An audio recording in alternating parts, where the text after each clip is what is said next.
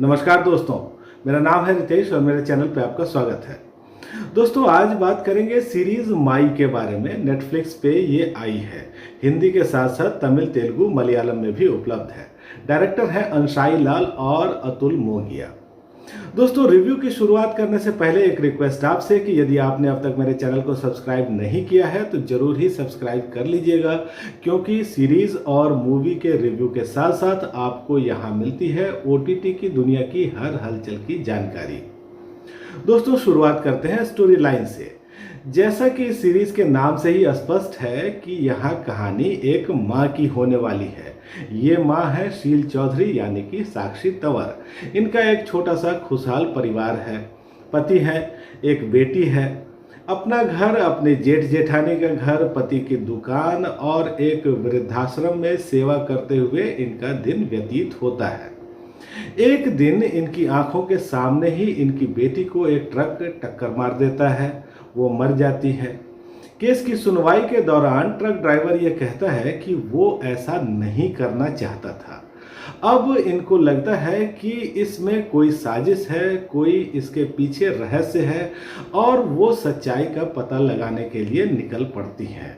फिर क्या उनके सामने आता है, क्या उनके साथ होता है, यही कहानी आप इस सीरीज में देखते हैं।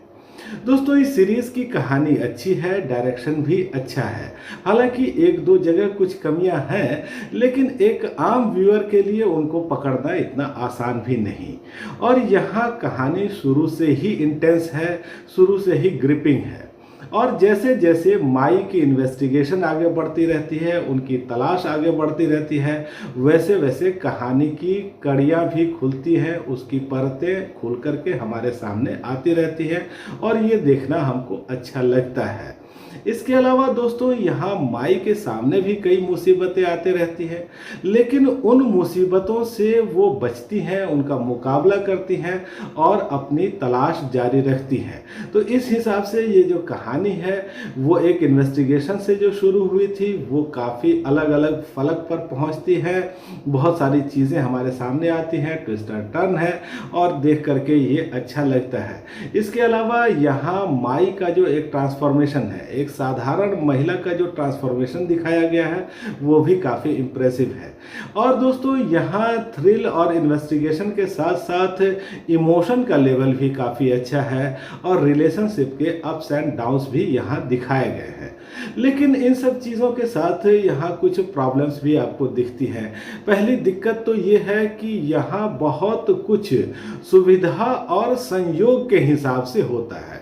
माई एक साधारण गृहिणी है, उम्र के चौथे दशक में है शायद, और जिस तरह के कारनामे वो करती रहती है वो कई बार कन्विंसिंग नहीं लगता है। इसके अलावा इस सीरीज में कई सब प्लॉट्स रखे गए हैं और ऐसा लगता है जैसे इन सब प्लॉट्स में जो मेन कहानी है वो कहीं उलझ सी रही है।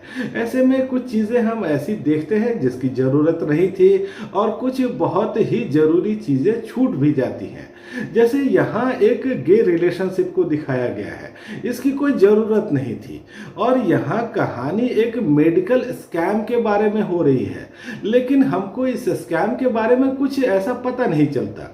एक बड़ा स्कैम है, कई राज्यों तक फैला है, करोड़ों का लेन देन हो रहा है, लेकिन यहाँ ये पता ही नहीं कि ये स्कैम मूलतः है क्या, ये कैसे हो रहा है और जो लोग इसमें इन्वॉल्व हैं वो किस तरह से इसको अंजाम दे रहे हैं। दोस्तों, इस सीरीज का जो अंत है वो थोड़ा सा सरप्राइजिंग है और जिस हिसाब से यहाँ अंत को रखा गया है वो थोड़ा कंफ्यूजन भी क्रिएट करता है। लेकिन ये जो अंत है इससे ये हिंट जरूर मिलता है कि ये सीरीज अगले सीजन में भी जाएगी। दोस्तों, यदि एक्टिंग की बात करें तो इस सीरीज में सबने अच्छी अदाकारी की है। इस सीरीज को अगर बार बार देखा जाएगा या फिर इसकी चर्चा होगी तो साक्षी तंवर की भी चर्चा यहाँ जरूर होगी। बहुत ही शानदार उन्होंने अदाकारी की है। जो उनके एक्सप्रेशंस हैं, जो उनका चाल ढाल है, उनकी जो उनका बोलने का अंदाज है, वो सब कमाल का है। अगर किसी को ये लगता है कि उसे एक्टिंग की बारीकियां सीखनी है तो उनको यहाँ साक्षी तंवर को जरूर ही देखना चाहिए।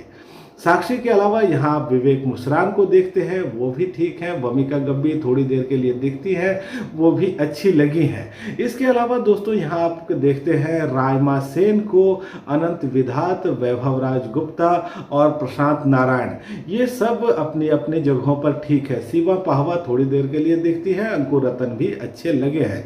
तकनीकी तौर पर देखें तो ये भी सीरीज आपको अच्छी दिखती है और यहाँ बैकग्राउंड स्कोर कई जगहों पर काफ़ी इम्प्रेस करता है।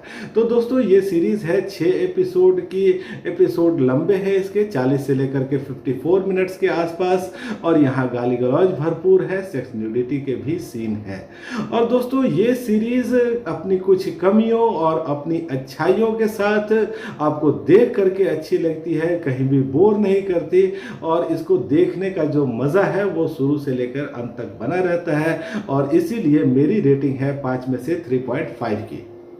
तो दोस्तों ये रिव्यू आपको कैसी लगी आप मुझे कमेंट करके ज़रूर बताइएगा। यदि आपको अच्छी लगी है तो इसको लाइक करिएगा, शेयर करिएगा, और आपने अगर ये सीरीज़ देखी है तो मुझे बताइएगा कि आपको ये कैसी लगी। धन्यवाद।